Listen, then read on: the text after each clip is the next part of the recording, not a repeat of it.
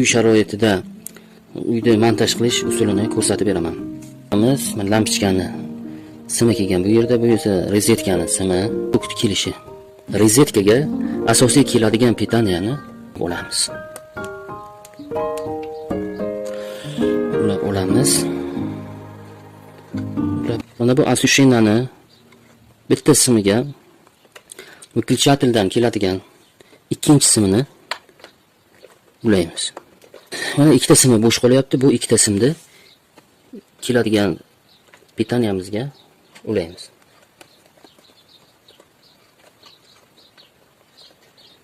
Mana o'rtoqlar, mana ko'rishlaringiz mumkin. Mana oddiy va sodda ko'rinishda. Endi esa o'rtoqlar, buni ishlatib ko'ramiz. Yoqib ko'ramiz. Mana video yoqqan bo'lsa, like va podpisatsiya tugmasini bosib qo'ying.